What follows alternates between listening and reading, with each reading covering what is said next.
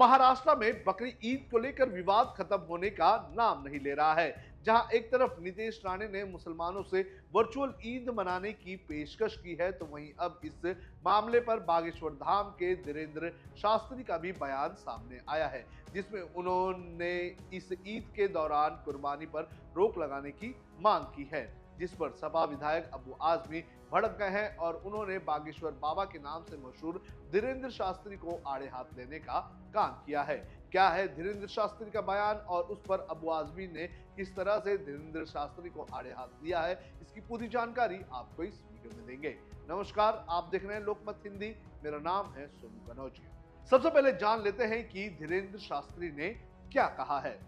धीरेन्द्र शास्त्री ने कहा कि जीव हत्या किसी भी संप्रदाय, किसी भी कल्चर, किसी भी संस्कृति और किसी भी मजहब में हो, वो निश्चित रूप से निंदनीय है।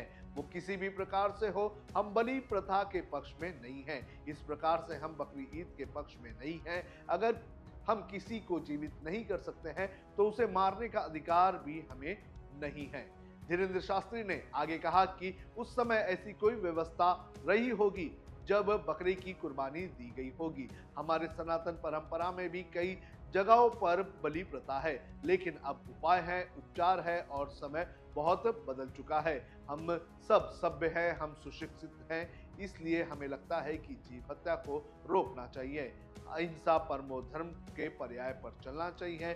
जीव हत्या को रोकने और अहिंसा के रास्ते पर चलने से मजहब को तंदुरुस्ती मिलेगी। इंसानों के साथ साथ सभी को जीने का अधिकार है। ये नया प्रण और प्रेरणा प्राप्त होगी। धीरेन्द्र शास्त्री के इस बयान पर समाजवादी पार्टी अब भड़क चुकी है और अबू आजमी ने उन पर निशाना साधा है। उन्होंने कहा है कि ऐसे सब लोग बोलते रहते हैं, सबका जवाब देना जरूरी नहीं है। जिनको बकबक करना है करते रहें, जो कानून देश में है वो चलेगा। दुनिया में हर जगह 100 साल से कुर्बानी की रीत चली आ रही है। कुर्बानी होती है और होती रहेगी। देखिए, ऐसे ऐसे सब लोग बोलते रहते हैं, सबका जवाब देना जरूरी नहीं है। जितने जिनको पक पक करना करते रहे। जो कानून देश में है वो कानून चलेगा। दुनिया में हर जगह 1400 साल से ये रीति चली आ रही है कुर्बानी की।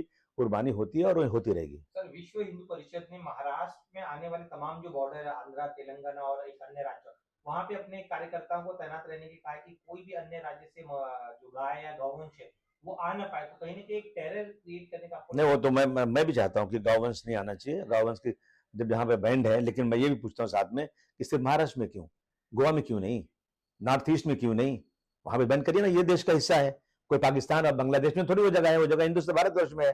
भारतवर्ष में रह करके गौवंश की हत्या की जा रही है और सरकार जो है वहां पे परमिशन दे रही है, तो ये गलत है ना। ये तो होना चाहिए। और फिर अगर आप कहते हैं जीव हत्या नहीं होना चाहिए, तो स्लॉटरिंग क्यों हो रही है? क्यों स्लॉटर हाउस बड़े बड़े खुले हुए हैं? उन स्लॉटर हाउस के मालिक नॉन मुस्लिम बहुत सारे हैं और गोशाला से एक्सपोर्ट हो रहा है। तो मतलब आपको सिर्फ मुसलमानों को परेशान करना है? आजमी ने गौ सेवा आयोग पर भी निशाना साधा है। उन्होंने कहा है कि गौ सेवा समिति कोई फैसला नहीं ले सकती है। फैसला मुख्यमंत्री का होता है और मुख्यमंत्री ने बाजार लगाने का निर्णय लिया है। यह फैसला किसानों के हक में है, ना कि किसी विशेष धर्म के खिलाफ। उन्होंने साफ किया है कि इस निर्णय से सबसे ज्यादा फायदा जानवर पालने वाले किसानों को होगा, सिर्फ मुसलमानों को नहीं। बीएचपी नेता ने बकरी ईद पर क्या कहा, यह भी हम जान लेते हैं।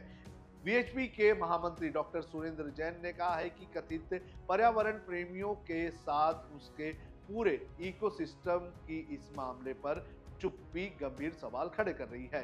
उन्होंने कहा कि दीपावली, होली आदि हिंदू त्योहारों पर तथाकथित पर्यावरण प्रेमी हिंदुओं को सांकेतिक रूप से या इको फ्रेंडली होली, दीपावली मनाने की अपील करते हैं।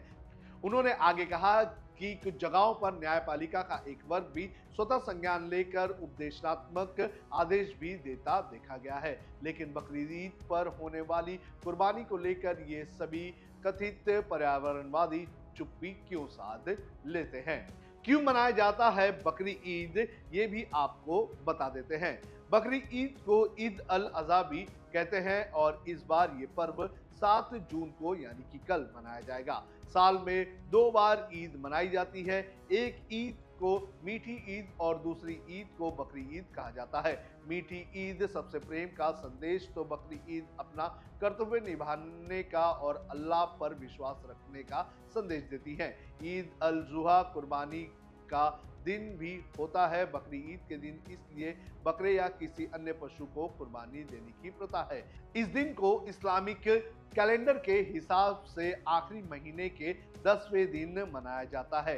ये हजरत इब्राहिम के अल्लाह के प्रति अपने बेटे इस्माइल की कुर्बानी की याद में मनाया जाता है। लेकिन महाराष्ट्र में इस त्योहार को लेकर विवाद शुरू हो चुका है। देखना जरूरी है कि 7 तारीख को क्या होता है।